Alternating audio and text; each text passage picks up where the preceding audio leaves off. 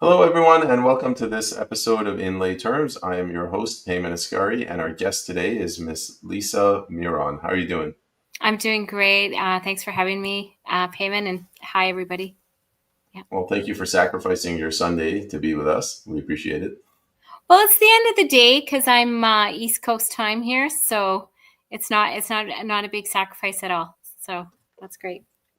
And as for me, it's not too early. The 2 o'clock interviews allow me to sleep in. Not that I can anymore at my age, but it's good to know that I can if I need to. If you need to, yeah. Um, I guess we could get started. I thought we'd start with the election. I know that you were actively involved in the campaign against Bill 293. Could you maybe tell us what you did to oppose that, what effect it had, and what you think happened with this election? Because I wasn't expecting the outcome.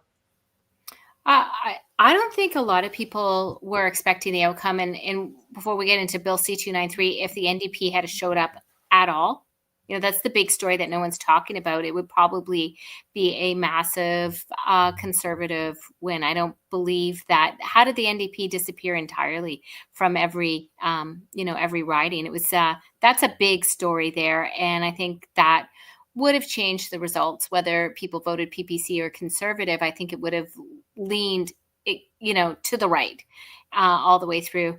Bill C-293 is the bill that hands Canada over to the UN WHO in full. And it's a perpetual emergency act. And the reason why I say it hands Canada over is, and I'm a lawyer of 25 years. It is because the national focal points of the international health regulations require that there be one national focal point in every country. Canada's national focal points, people don't know based on the last pandemic, and this is an area that we really need to know about, is that it was PHAC, right? It was Health Canada, and it's the Canadian Food Inspection Agency. Those are all satellite offices of the WHO. And so with Bill C-293, it has no threshold for onboarding. And all of a sudden, you're in a perpetual emergency act where the emergency isn't defined. It just has to be something that in the future could cause a risk of something that could cause a pandemic. So what risk? How material a risk, right? Pandemic, not defined. And then the scope of it was massive. It was totalitarian in its reach. It was called One Health. It said anything that concerned animal, plant, ecosystem health, and your welfare, human and your welfare interface. So it wasn't defined by health. It was just anything that was concerned animals, plants, ecosystem, human. So everything in God's green earth, and your welfare interface. So your interface with your government. And so that was the scope of what they were handing over. The threshold was nothing. And because it was going to Health Canada, got to appoint a top person in PHAC, Public Health Agency of Canada. Then I went through the draconian provisions in there, and it had reducing or eliminating meat agriculture. It was called the Vegan Bill, owning the infrastructure, the communication infrastructure. It was controlling the economy. I could go on, but I was so concerned about it. I went on a series of podcasts to tell Canada about it. And a lot of people picked up on it. One of the things for the election was, or leading up to the election, is I created door knockers and a website. I didn't tell you who to vote for, but I explained the bill. It was called Kill Bill, and you can go to it, killbill293.com. Kill Bill. And it said, what were the, kind of egregious things, right? Expropriation of land, elimination of meat agriculture, owning the economy and the communications infrastructure. And then it took you to the bill. And the provisions, so you could see for yourself. And it was passed in the House, and the NDP and of course, the Liberals. It was a Liberals private members bill. voted it all the way through. So it was at the second reading of the Senate when the election came. And in every riding that we had teams in, we looked, 25 ridings had reversals for the Conservatives that they didn't expect to get in the Liberals, and we had teams in 24 of those. And so when we had a post-mortem afterwards, we sort of thought, oh, that was kind of, we moved the dial from Liberal to the right. And our materials were used by PPC candidates, and they were used by Conservatives. And I thought they were really good materials. And what the proof of concept for me was, door-to-door matters. And getting in a situation where the media has shut down completely in terms of balance in the media, this is the way to go. Tell people what's going on. And a lot of people were really negative going into delivering the materials. And some of them said it was their best year and best day. And they were greeted with hugs. Thank you for doing this. And there was this idea that there was this hope that came with it, and people were happy to know that other Canadians cared enough to do that. So it was a good campaign. I was really, really happy with that. And it was apolitical in terms of, it wasn't for a party. It was just for educating Canadians about the danger of this bill. So that was part of it. And I have a problem with the results. I call it the CCP election, and I, congratulate President Xi on his successful election in our country. I don't really buy the results. I don't. I was on the Elections Canada website. They called the election when 28 ridings were still out, and of those ridings that were out, the vote was between 1% and 2%. Some of them hadn't even started the count.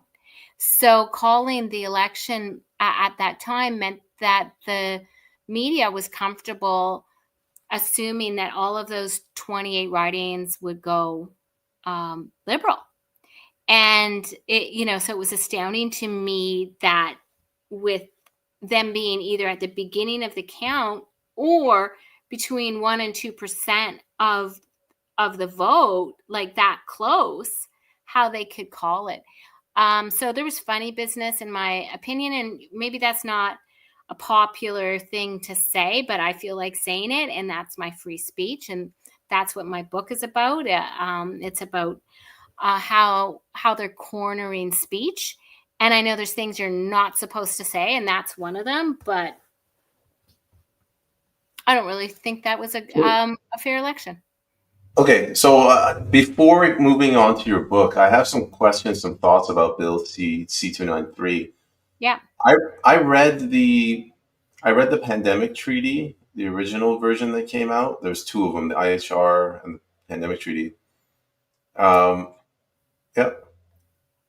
Well, okay, so there was the 2005 International Health Regulations, right? And then there was the amendments to the health regulations. And Right. there was also the pandemic treaty, which is now what they call the pandemic agreement. And so the reason why I started looking at the national focal points in the 2005 International Health Regulations is when I looked at how the Public Health Agency of Canada, PHAC, was behaving, and they didn't seem like us. Like, they didn't seem like they were acting in Canada's best interest. And so I thought to myself, I know what I'm going to find. And I know what it's going to look like, but I don't know where I'm going to find it. And where I found it was the 2005 International Health Regulations, and it required these national focal points. Our national focal point is run out of the U.S. in Washington at an organization called PAHO, the Pan American Health Organization. The Pan American Health Organization runs all of the national focal points from the top of North America to the bottom of South America, and it regionalizes and controls all the national focal points. So PHAC is an arm of the WHO. And when you think about that ostrich stuff, right? the Canadian Food Inspection Agency, that's an arm of the WHO. So when you add then the pandemic agreement and you have findings of bird flu on a PCR test, what you have is the ability to set up and defer power to the WHO. So there's a massive conflict of interest between all of the national focal points and the fact that they didn't disclose it. So I knew what I was looking for.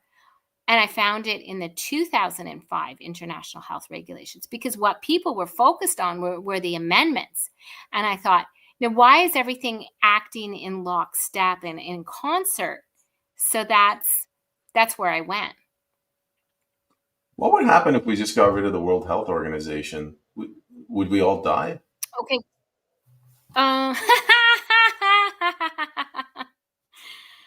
We'd have to do a lot of other things. We'd have to get the World Health Organization out of our countries, because they've domesticated and copied all of what they're doing, all of the things that we don't like at the UN and the WHO. They're downloading it into bills across all of our countries. And so Bill C-293 was a way to do that. So you have this idea, for instance, in the US, where it has to pass the Senate to pass scrutiny kind of thing. But what they're doing is they're passing bills, domestic bills, where they take the provisions that would be in a UN power grab or a WHO power grab, and they've downloaded. PHAC almost has more employees really than any other department in Canada, and it reports to PAHO, the Pan American Health Organization. It's a total coup, and the nail on the coffin to hand Canada over was Bill C-293. And the interesting thing was they presented it to Canada as a private member's bill. Well, that was double-edged sword, because a private member's bill, two things. Well, they say, well, it's not going to pass. Private members' bills don't usually pass. But then they all voted it through, right? And then the second thing it does is when they prorogued government before they dissolved it, private members' business doesn't die. Right. So there was a real worry. I had a real worry with this Bill C-293. And I'm waiting for them to resurrect it in some fashion. And so I got, it's one of the things we have to keep live and on our mind, and read those bills and read what's coming out.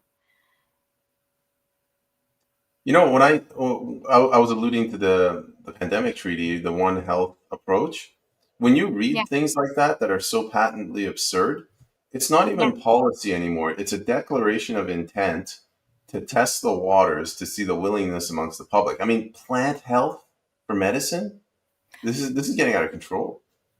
Well, okay, so it's a little bit demonic too, right? Because it makes man equivalent to the blade of grass, right? To the rat in the forest, right? It's like the whole idea of One Health. And so I started, when I was looking at that, and I know we should get to my book at some point, but this is really important, is that they're merging CO2, the environmental movement, with the health movement, right?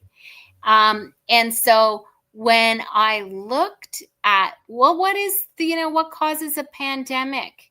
And I looked at the research, and I got to the Harvard T-Chan School of Public Health. And the first paper that popped up, I bring it forth, and I start reading it. And it says, if you live, in rural communities, you're going to run into animals. And so that causes pandemics, right? So, because you're going to run into them. I don't know. What are you doing with those animals? Like, we've been around animals our whole, right? But they're creating the narrative to get people into the cities, right? We have to expropriate land. We have to, in Bill C-293, the language is changing land use policies, right? But I'm a lawyer, right? So if the Canadian public's my client, I know exactly the exposure that I'm worried about, right? And so the next part of it was, well, animals are starting to move north. And in so doing, they're meeting other animals and causing pandemics because of climate change. So then that gives you the idea that, oh, I have to get, the CO2. And so now, you do not need a GPS. You just look outside and you ask your kids, where the animals all beaten to? Oh, that must be north. Okay, got it, right? So it's this fictitious science, right? They own the science. And that was another thing in Bill C-293 is they were the ones who got to tell you what the information was and what's false, right? The control of the information. So this whole idea that, hey, it's climate change, it's you in the rural communities, it's you eating meat, and then the problematic species. That's in Bill C-293. So what's they can designate, everyone's like, is it humans? Well, who's the problematic species that you have to eliminate? Well, it's going to be, the farting cows. It's going to be, the birds that, wow, they can't fly, but simultaneously chickens right around the world are catching bird flu. They can't, couldn't they invent the flightless bird, right? So those are the problematic species. And then it had something like eliminate live animal markets. And you ask a farmer how they get their chicks or their cows to fatten, it's through live animal markets, right? So it's all this language that was tricksty, right? In this bill. And it worked with the climate narrative. And here we have what? A prime minister. sorry. A prime minister who was the UN climate czar and financial and climate czar. There's a better name for it. It's slipping my mind because I've been focusing on my book. But he started GFANZ, and GFANZ had the idea that they would get rid of the ability for banks to capitalize or finance certain industries that they say cause climate change, right? And the insurance companies couldn't underwrite those industries. Well, what are those industries? The personal automobile sector. I thought to myself, okay, so in GFANZ, this guy basically wants tariffs on auto, right? He doesn't want us to be able to finance them. And if you had someone other than the CBC and the paid media in this election actually digging in, I had Substack after Substack on this stuff. The other industry was the concrete industry. Really? You're going to build stuff? You're going to build homes if we can't capitalize the concrete industry? And the other one was steel. Okay? So the steel industry. Well, how are you going to build homes? So, yeah, we've got this guy who's, worked for the BIS, was a member of the G30, right? The group of 30. That's, what the group of 30 is? The 30 most powerful men and women with Adam's apples, okay? Running central bank digital currency and central banking. And so you have central banker, right, popped into Canada. He's a mop-up. He needed to be here, right? We've got CBDC. We've got Mr. Christine Lagarde, right? She's always got the scarf. She's like a foot taller than a German man. Christine Lagarde. I call her Mr. Lagarde. Okay. Well, Mr. Lagarde wants to have CBDC in Europe by October. And you have, Mr. Banker wanting us to get closer to the EU. Well, the boomers like it because maybe the boomers aren't really thinking properly about CBDC. So, yeah, I think he had to be here by hook or by crook. He had to be here. And, I think we've got to get the word out about who this guy is. Anna, I'd love to talk to you about my book. We're at 20 minutes, so we have time, but so many threads to pull on. I'm going to throw a curveball your way. You know what the biodiversity treaty is? You alluded to it. No, not the biodiversity treaty. Yeah, no. It's from like the 1995. They tried to slip it through the U.S. Senate, They said, Mm, "Oh, it's not. We're just trying to help the environment," and then they created like all these no-go zones. You get yeah, people out of these places that are for yeah, the animals, and then you right. let the animal population build up. Be like, "Oh, there's an endangered species. We can't go in there now." Yeah, they call that rewilding in certain jurisdictions, or there's the 30 by 30, right? Where you say, okay, 30% of the land by 2030 has to go back to the government. Well, okay, that just sounds like Stalin by another word, right? Like environmentalism is Marxism. And I got to tell you, I have an honors BSc in environmental science with a minor in chemistry. And what, you know, I was like, oh, Greenpeace. Like I came out of high school, very top marks. I could go anywhere, but I wanted to study at the University of Guelph because at the time it had an environmental science department and it was the only one that had it. But like, let's park that because I do want to tell you about my book because it's groundbreaking. I got to tell you, there's nobody making these assertions, and there's stuff that we all know, right, in the globalist movement, right? Right now, the tension is between nationalism and globalism, right? The reason why they hated Trump so much was he's a national actor. Look at what they're doing in the elections in the EU, trying to take down every national movement. So my book's called World on Mute. And what I rewrote it 3 times. It's 500 pages. You can get it on Amazon. You can download the Kindle app to your phone for free and then read it, or support me and get the print or edition. And so I started to look at the speech committees that were inside regulatory bodies. And what I think the Jordan Peterson case, or Dr. Hoff, or Dr. Trozy, and what I realized was every way to earn a living across every country was becoming regulated. And the purpose of the regulation was to dump these speech committees into them, right?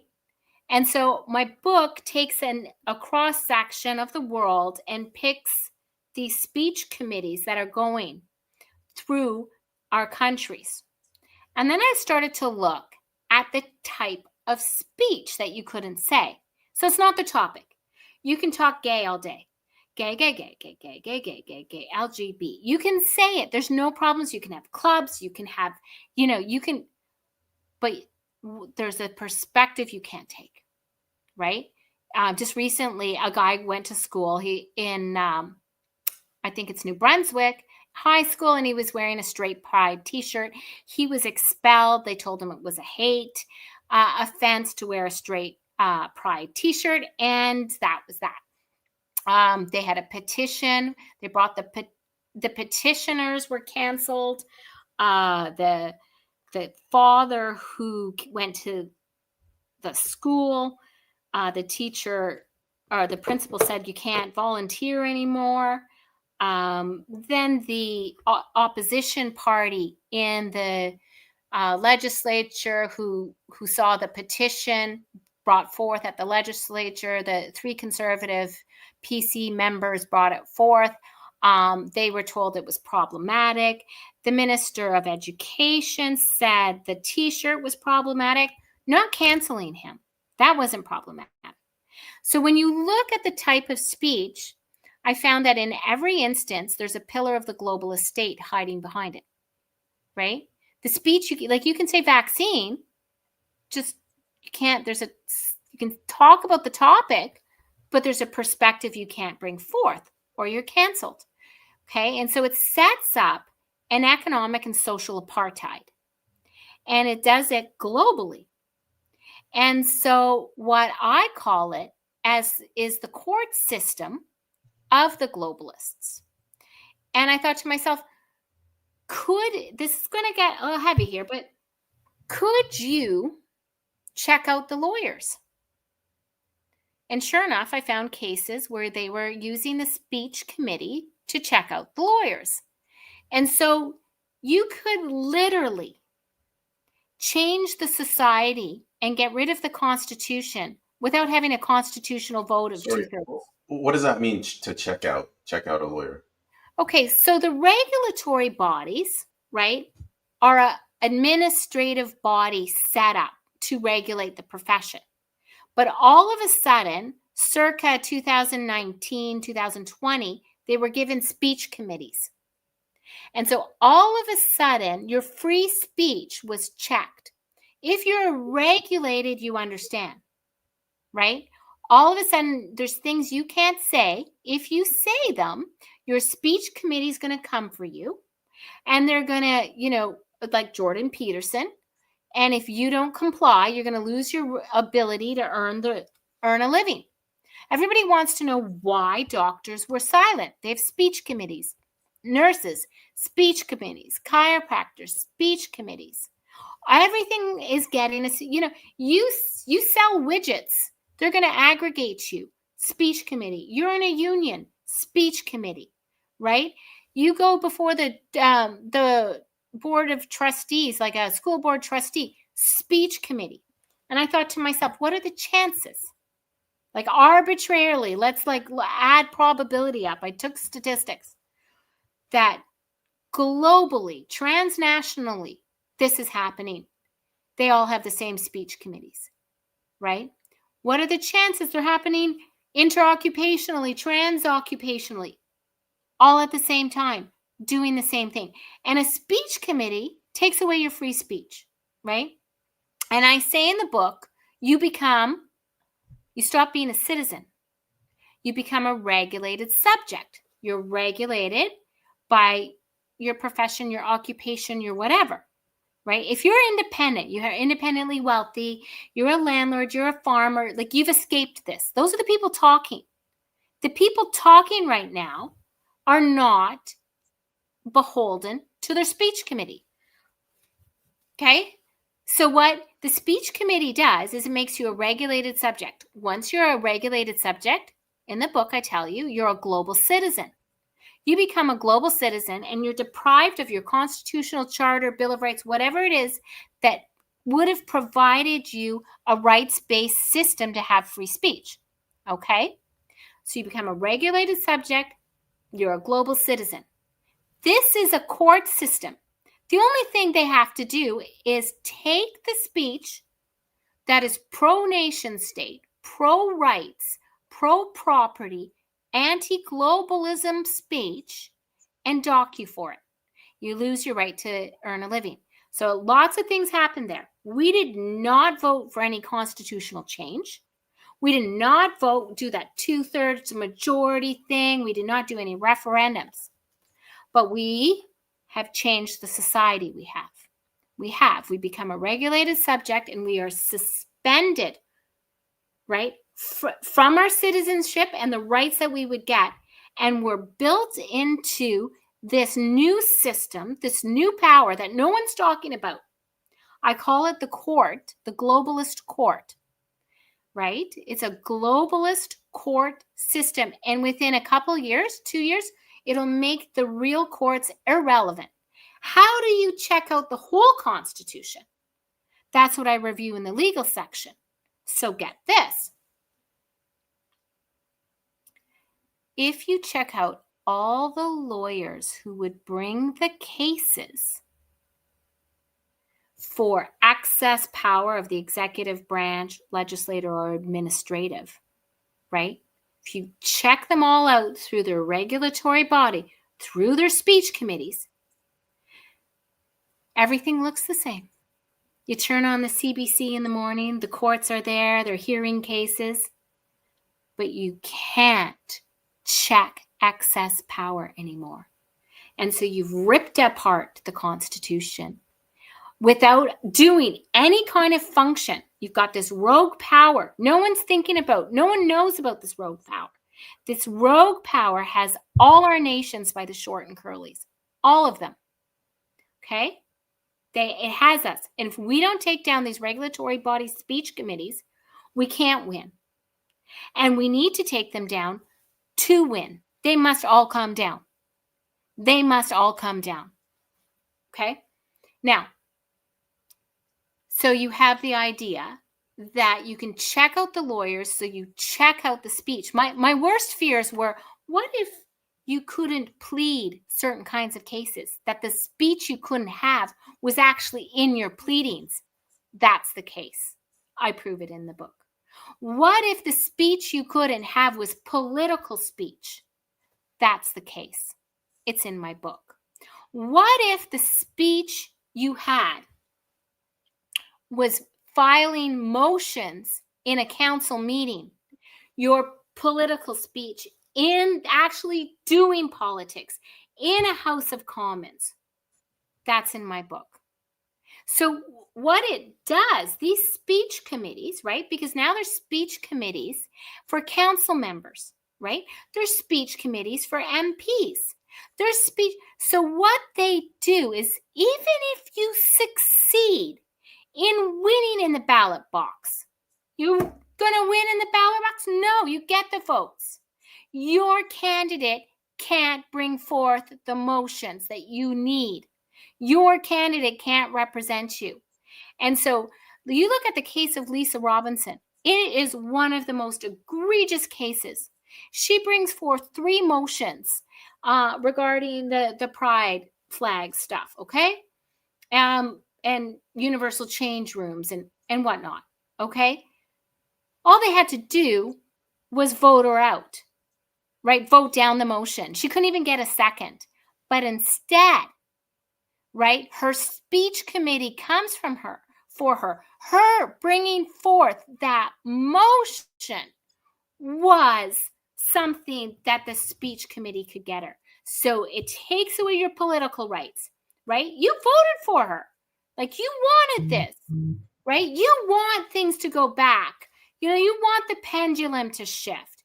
You want freedom, right? You can't get it because they've got us by the short and curlies, and no one's talking about it. I say it's an attack on the Constitution. I say it takes away the perfection and balancing of power between the administrative, legislative, executive, and judiciary. I say it takes away the independent bar, right? You know how many lawyers actually stood up? You got to read the book. I break it down. Medical, and I end up, where do I end up? For all you doctors, nurses, everybody staying silent, where do I end up? In very short order, with the I bring receipts, AI healthcare, right? With the collapse of the system is the desired event.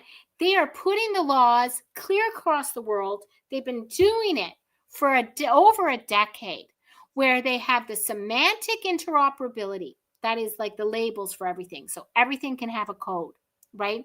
The digital technical interoperability. So all of it works together, right? This is Bill Gates' operating system. Sorry, you can delete that. I know this is live and there might be children. I'm really sorry, but I don't like Bill Gates of hell.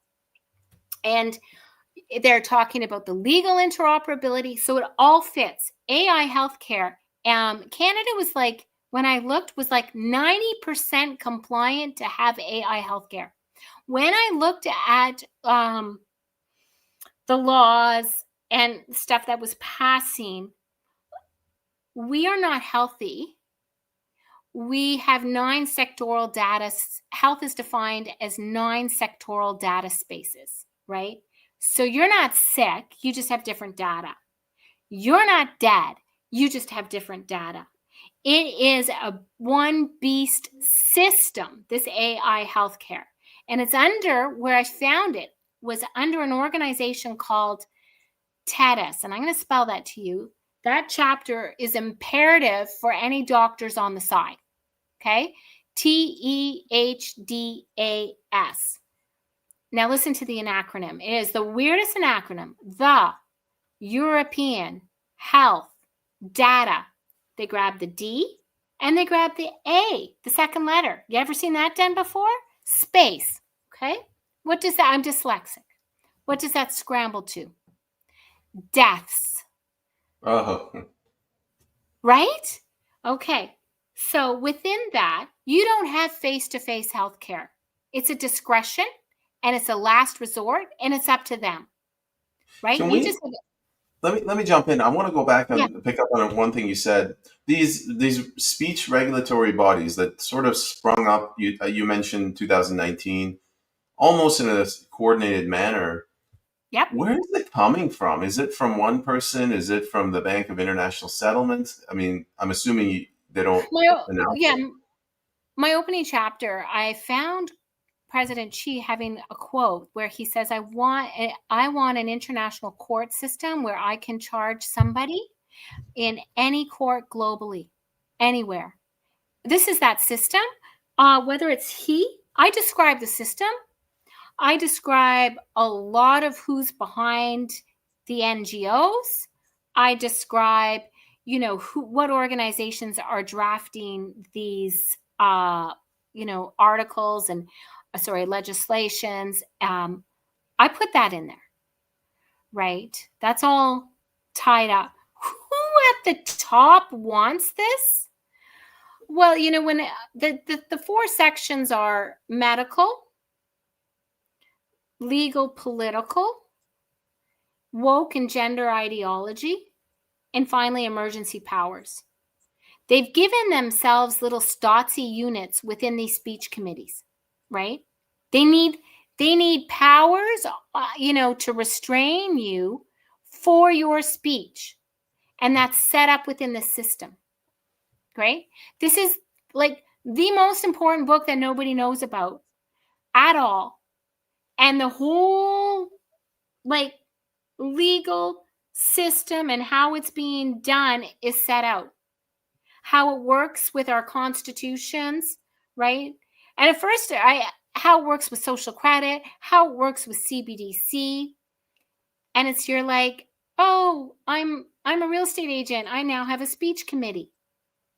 Every single way to earn a living is collected, What and about that um, means.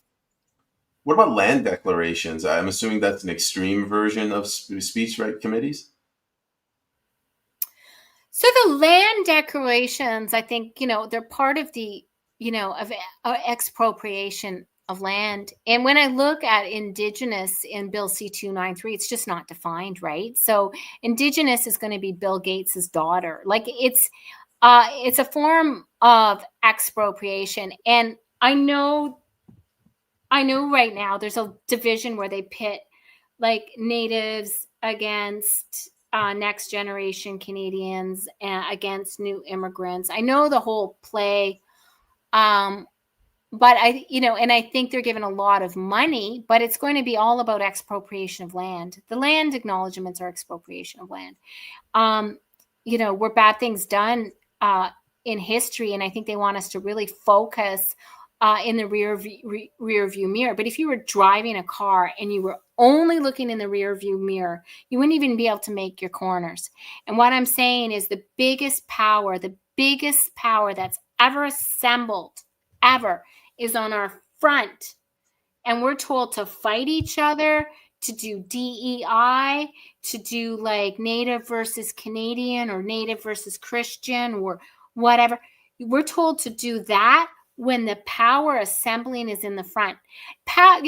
I have had my own firm. I always acted for the little guy, like almost universally. I can tell you, power never helps the little guy, right? Power doesn't. Power doesn't help the little guy.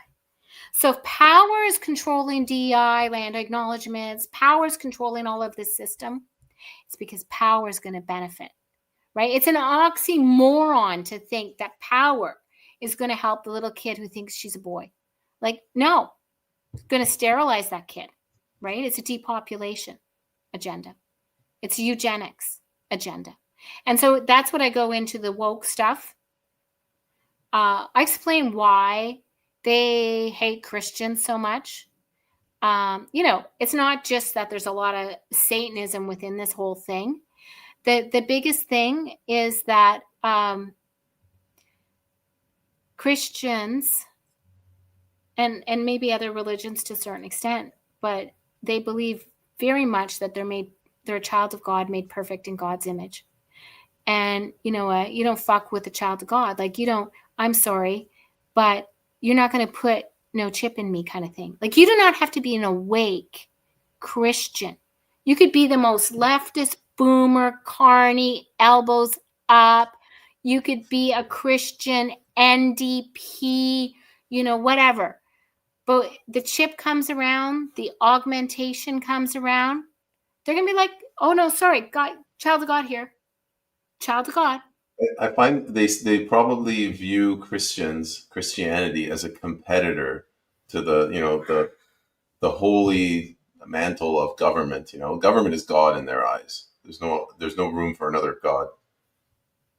Yeah, that's the ultimate statism, and I think you see that in a lot of communist countries, is that religion is a very a competitor. Also, if you account to someone who is bigger than they are, you can stand up to them, right? If you have a reason and wellspring of hope within yourself, and you feel like you can speak truth to power because you have God that you account to. That's how I feel. I feel that, I'm a Christian, and sorry, like I will speak. And if I'm taken out, that's God calling me back, and that's it. And if I'm not taken out, it's because he has work for me to do. That's it. I think they do not like those, even of other religions, who feel like they account to a power that isn't them. And I look into things like mind war, menticide, and POW camps, and I use those analogies. And one of the things about a mind war, and that I prove that's what we've been through a mind war. A kinetic war always follows. And the purpose of a mind war is to get you to stand down, to believe it's hopeless, and to give up before, like, to be completely, their bitch, so to speak, before they've even come in with one tank, right? And so the biggest, thing that you can do is work your mental game, have hope, right? Give hope to others, right? They are working really hard. I see it all the time to make it seem that they got it all. Like, even within the freedom community, I saw a whole bunch. It doesn't matter who you vote for. It doesn't matter, they got this, they got it. Everything matters. They want us to think that we have no political power. And what I found with the political power is our political power is talking to our neighbors, right? The political power that I realized was that door-to-door Bill C-293, right? The political power is they want us to think politics is voting once every 4 years, right? That's not politics, right? Politics is us talking together and knowing the people in our community and starting to take care of our community. That's what political power is. They don't want us to have it. A mind war wants us to stand down and believe that it's helpless. And so, you know what? That's the most important message, is you've got to stop thinking that way and start believing in hope and giving hope to others, because the solutions that come will come because we're talking to each other, right? They need that silence. They don't want us to see what's on the other side. And it's very dark on what's on the other side of the transgender. I have a couple of more follow-up questions. How are we doing for time? Do you have a hard stop? I don't have a hard stop. No, just I'm okay. Yeah. So, where are you from? Alberta? So I'm from Northern All right. Ontario. I laugh Ontario. because so, like I said, like I think I came from the left. I'm a French Canadian, and it wasn't because I was very active in politics or thought politically. It was just, that's what you did as a French Canadian, is you vote for the Liberals. And you know, uh, my mom was Protestant, my dad was Catholic, and she converted. Church was always important. Community. I grew up in a small town, a pulp and paper town, in Northern Ontario. Well, But The Yeah. reason I ask is I'm in British Columbia. I was wondering, are you aware of what the premier here is trying to do to make it so the lawyers can't sue the government? Yeah. Bill 21. It's in the book. Is that related to what you're talking about? It is. So, how it works is once your regulatory body is the government, how do you think you can sue the government? But it's just what I think BC is the tip of the spear. Everywhere, the same thing is happening, right? I end my book with Bill 36, which is your bill, right? 36, 666, HBOA. Oh, right? These are not acts. Look at Bill 63, 6 times 3 again, right? That was oh, the the devil's code. yeah, a German friend pointed it out. He says all the way all through the EU and Germany, all the crazy bills are coming in with occult numbers. Like if they all are, right? Like you see something that's coming up, it's 360 from Carney, you don't dig in. Like, yeah. It's a 911. British Columbia, Bonnie Henry, everything's going to come through her, everything. She has powers through Bill 36 that got passed that I analyze in the book. Yeah, that's how I close the book up. And we went from oh, nuclear radiation emergency, oh, like pandemic emergency, health emergency, oh, hurricane or big event. Now, you know what's ironic? Now the emergency is speech, the words you say, right? That's the emergency.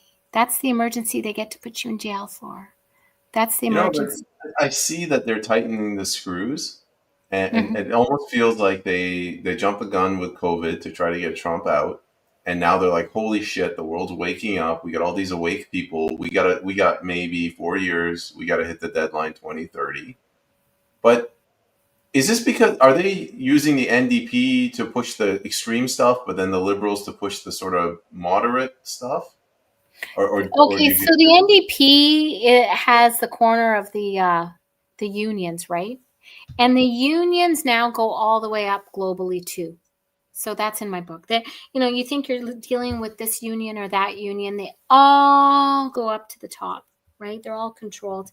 And the unions indoctrinate their members or punish dissidents.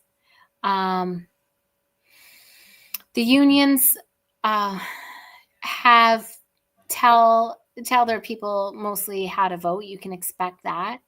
You can expect when the NDP disappeared that there likely was some kind of mandate to vote liberal.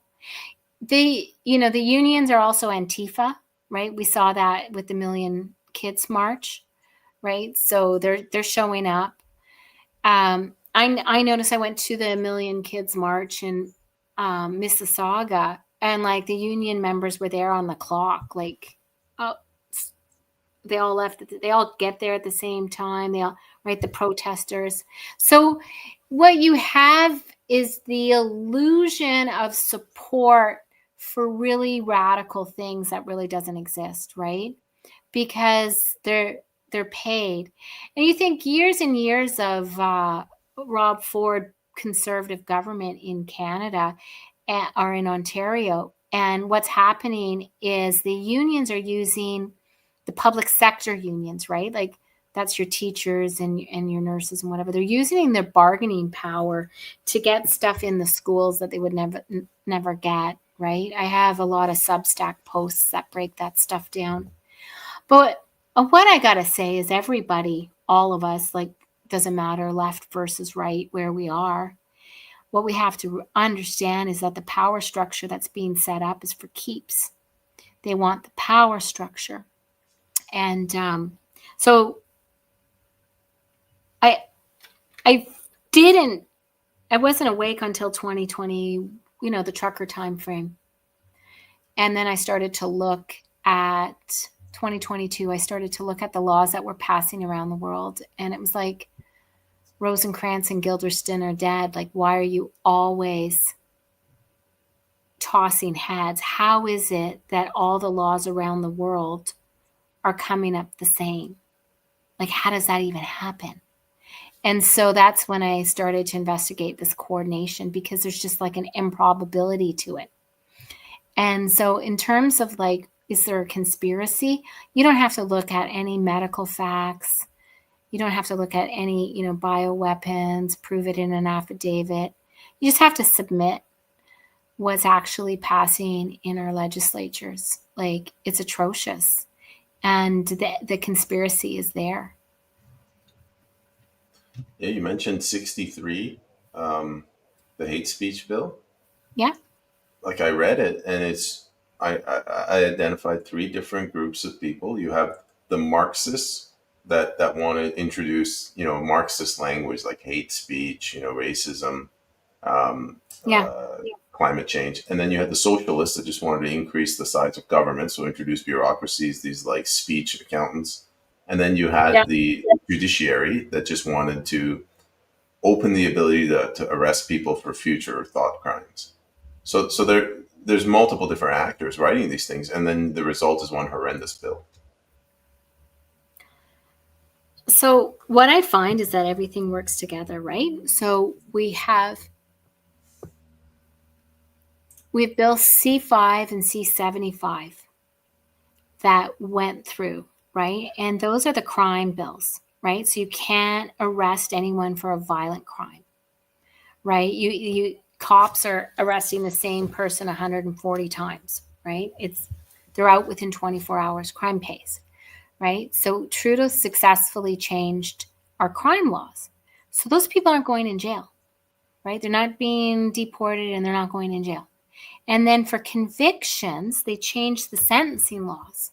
So who can go to jail, right?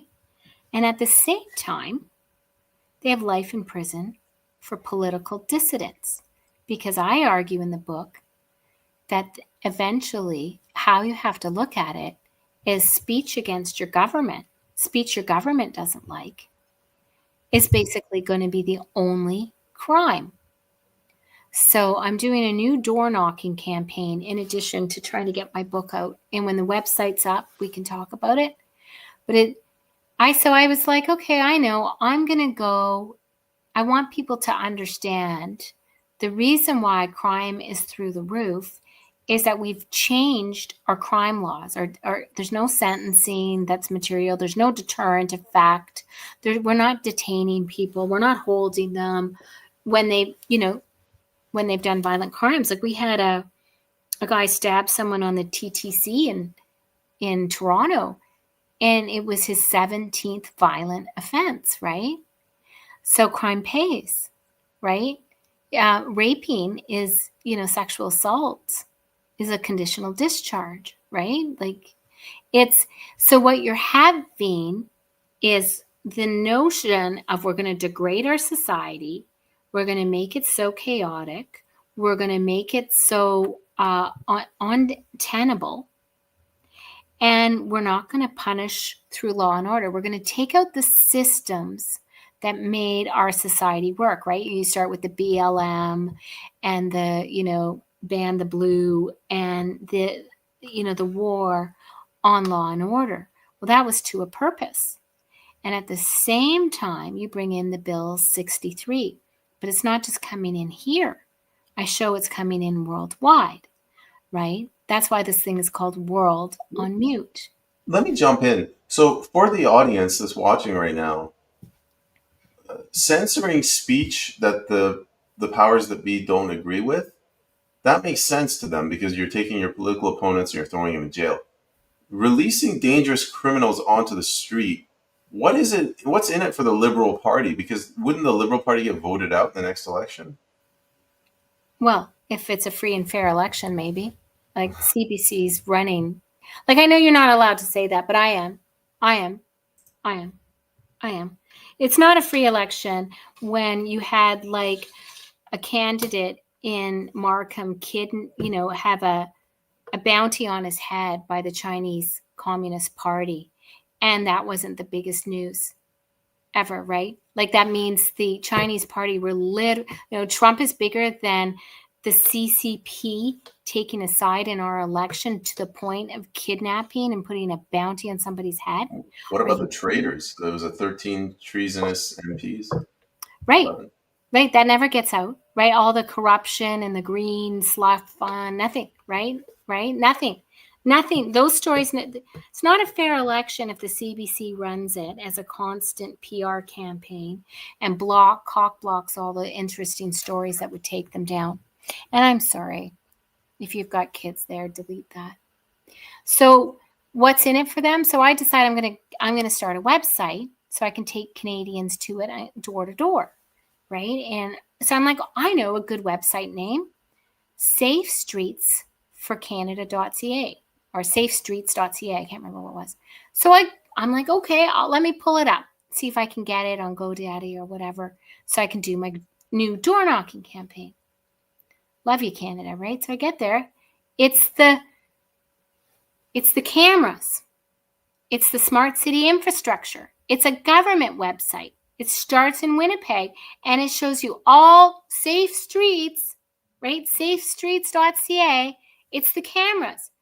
In order to move us to the technical AI autocratic society, right, you need to have disintegrated streets, high crime, right? If you think, like right now in China, the Chinese actually are somewhat tolerant of their, big brother situation because crime is low, right? Because, it's safe at night. You can walk home. Like they have a lot of advantages. If you want to take that's a communist society, and who's in charge of that algorithm? Well, they like it now, but who's in charge? You don't vote for that algorithm, right? That decides your social credit. So if we're moving Canada from a law and order, and everywhere else in the world, like literally everywhere else in the world is being set up with smart cities, well, you would need the violence for your citizens to take up the alternative, which is, we all have our chips. We're known in the online, right? Your Bill C11, your C18, right? All of those, on the basis of what's a broadcast, I have to know what's on the internet, right? On the basis of that, I get, on the news, on the basis of news, I get to know what's on the internet and stop sharing, right? Right? So everything is going to known online and known in the real world. The real world, look up at your cameras. Okay, I used to do podcasts on the Smart City, the 15-minute city, all the time. And one of the sites I used to go to was completestreetsforcanada.ca. And it mapped all across Canada, right? Every city and where they were with the Smart City agenda, the 15-minute city agenda, all of it, right? And after my podcast, if you go there to that place now, it is password protected. It's password protected. And so what happens is when they dig up the streets, right? Oh, it's for water mains, they tell you, or whatever.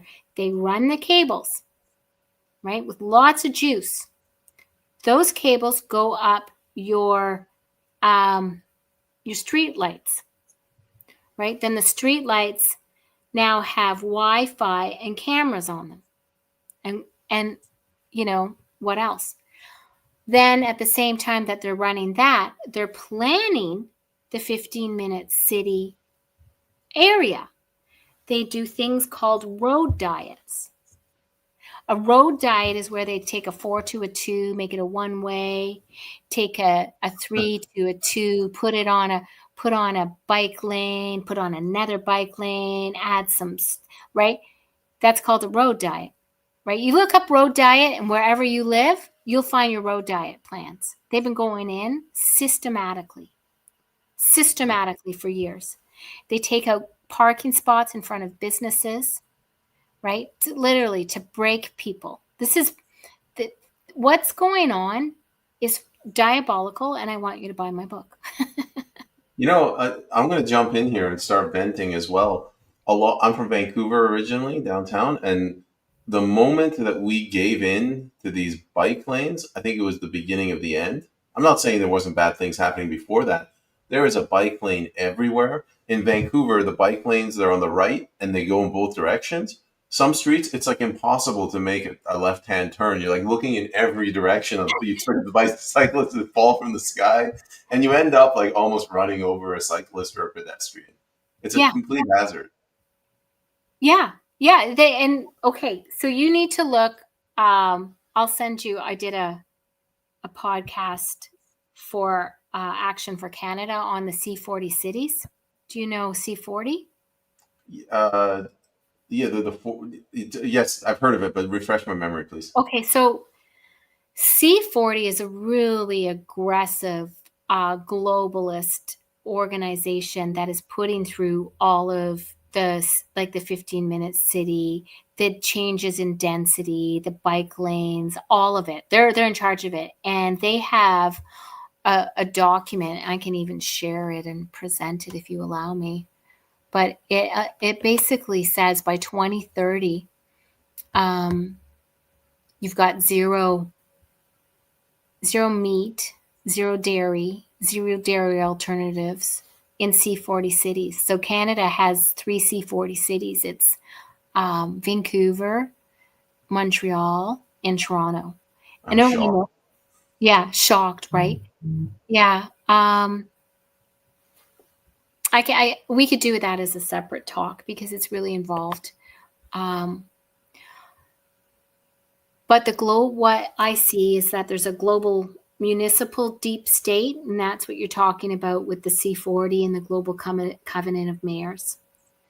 And then, everybody knows about the WHO. Nobody understands the NFPs, the National Focal Points.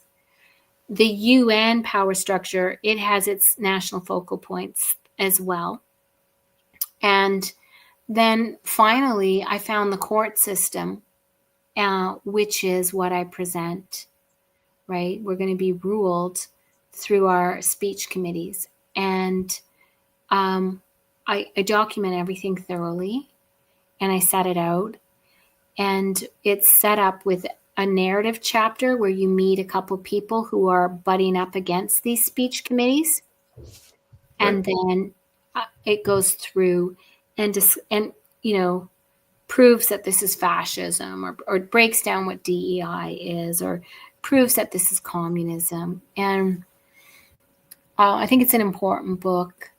Everybody's going to have this speech committee, and nobody has understood that it is the control knob to control all of us.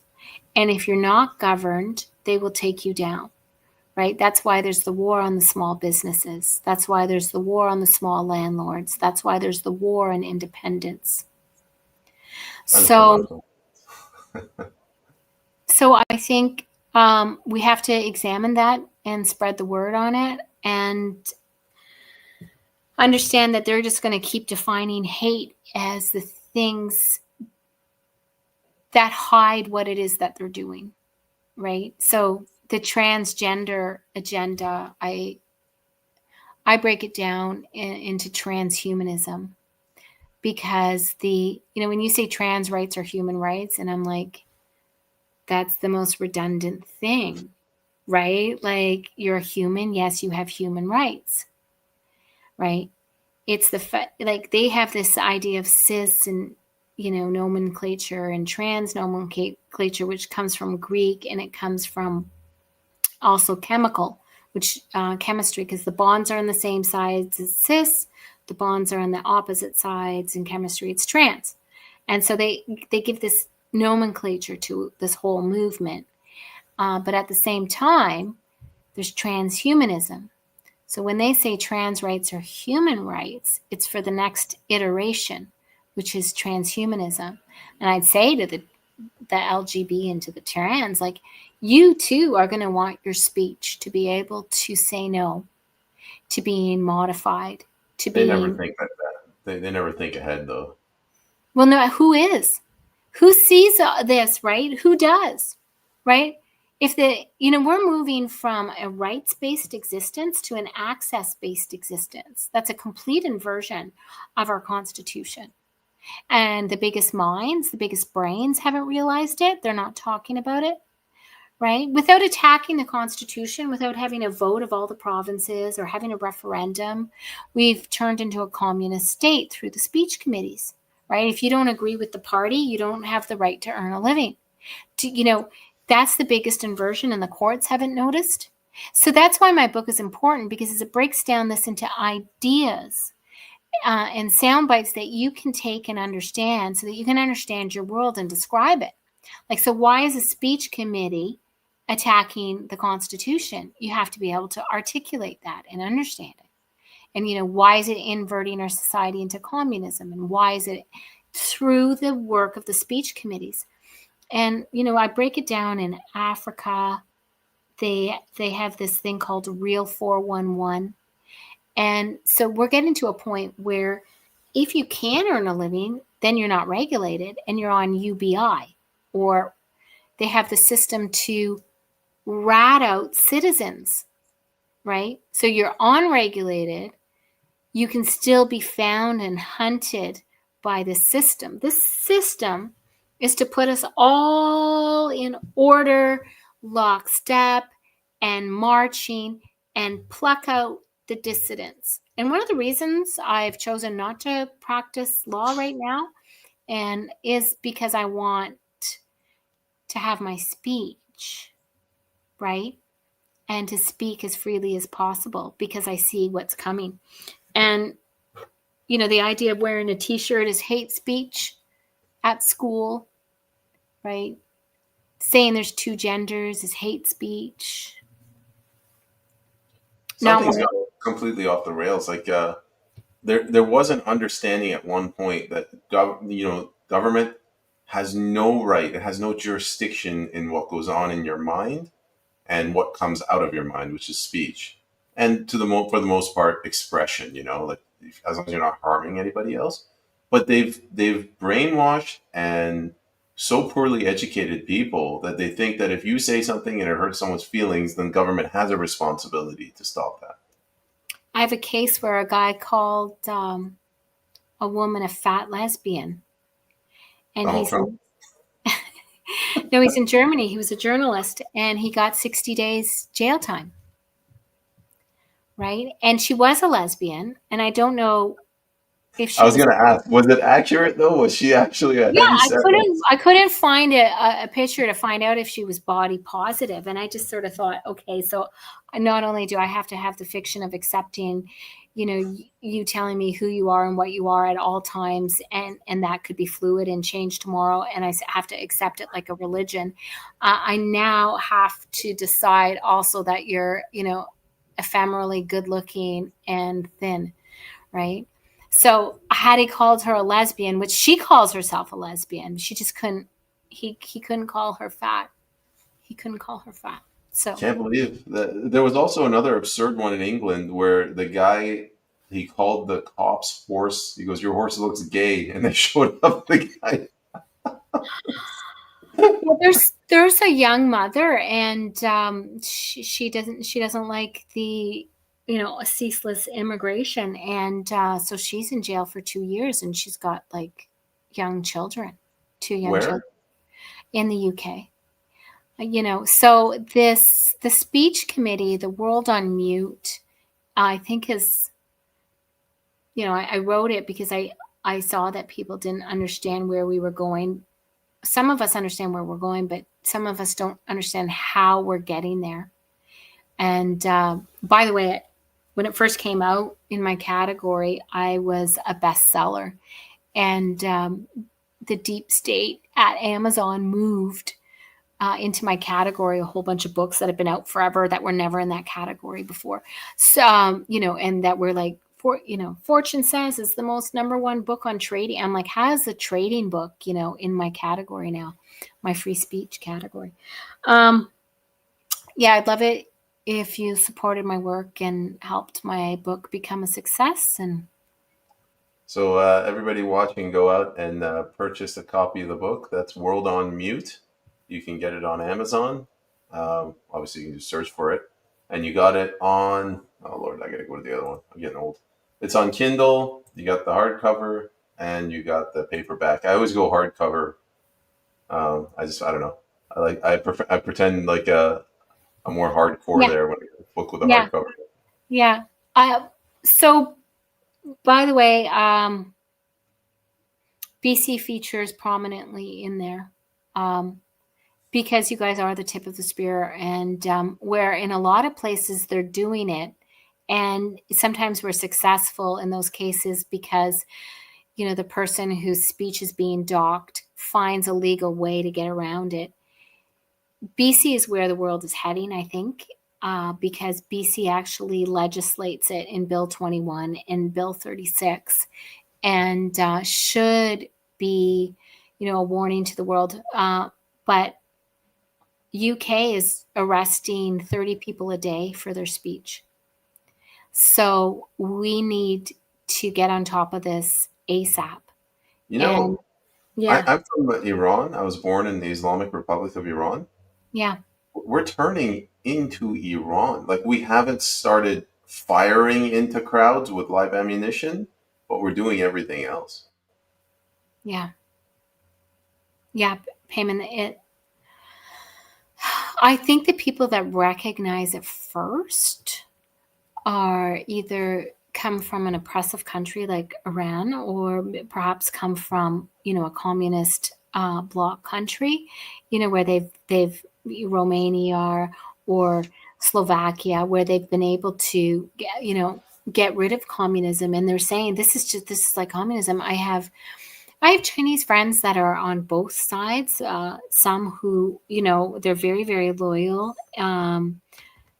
To China, and they like the system that's there.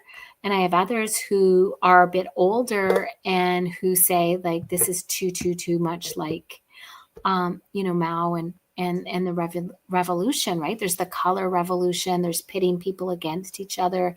There's sort of again, like if you can't speak, what's left? Like in all of history, there's only two ways to govern a population, and one is through force and violence, and the other is through dialogue. So if we lose our dialogue, it's force and violence. And we're all taught that it's like, well, okay, the LGB, it's civil rights, or it's racialized people, it's civil rights. And so even as a lawyer, like the idea, well, equality and equity kind of like has this first starting point to it. So it seems like it's like a follow through on the civil rights movement. And it seems like it's to help people who were historically disadvantaged. And so don't you want to do that? And so there's a sweetness to it, but right underneath it, like equity, that C40 thing, three items of clothing per person per year, right? 2,500 calories, your government, that's equity. Everybody thinks equity is, the best education, we're all housed, but equity is also a gulag. Equity is the worst result. Equity is a carbon prison. Equity is, right? So equity doesn't necessarily mean what people think it is. And so you put in these systems, and when you do that, you dismantle what it is that is good about our country. We've dismantled it. And I don't think people really understand the full implications, especially those who benefit from it. So if you're on the side where you're like, well, I'm, a trans or a queer person, or, I'm a racialized person, getting an advantage, or, I hate Christians, or whatever it is, white people are awful, or whatever. If you're one of those people who's had that and you're getting these new advantages, well, it's a way to take that, third of the population and prevent them from seeing the power structure that isn't in their interest, right? And then, there's the third that's kind of like just doesn't care and is all about themselves, or the boomers that watch CBC. Then there's the third that's awake, right?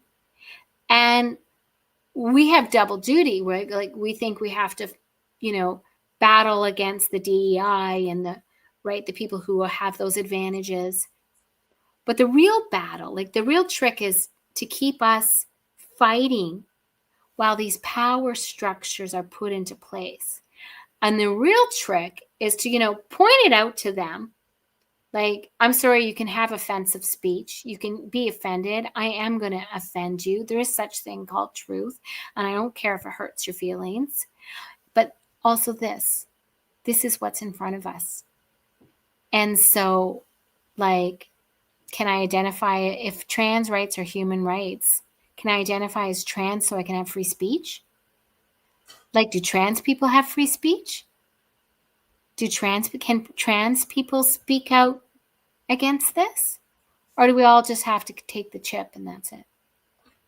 I am on Thursday. I'm going to. There's a very posh private club here called the Vancouver Club, and Yeah. on Thursday I'm going to like a black tie event. Everybody there is going to be these like elbows up people or professional class, lawyers, bankers. What do they care about? Pretty girls, alcohol, expensive dinners. I Yeah. don't like these are the people that are just destroying this country, these urban dwellers.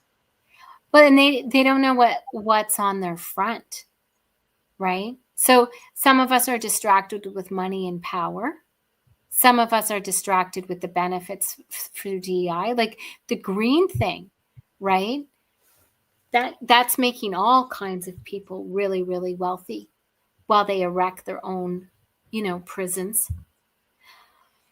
So yeah, I guess that's it. I mean, unless you have some follow-up No, questions. no, no. Maybe we'll bring you back, but I'll hold you over until after the stream. But I wanted to thank you for coming on, for all your efforts and door knocking. You've written a book. Everyone, please go ahead and Oh yeah, the description for the book is in the notes. Yes, I'm also on Substack, lawyerlisa.substack.com. lawyer Lisa. There we go. Go follow her there as well. Yeah. Miss Miron, thank you very much for coming on. Thanks, guys. Bye, Thanks for everyone. came in.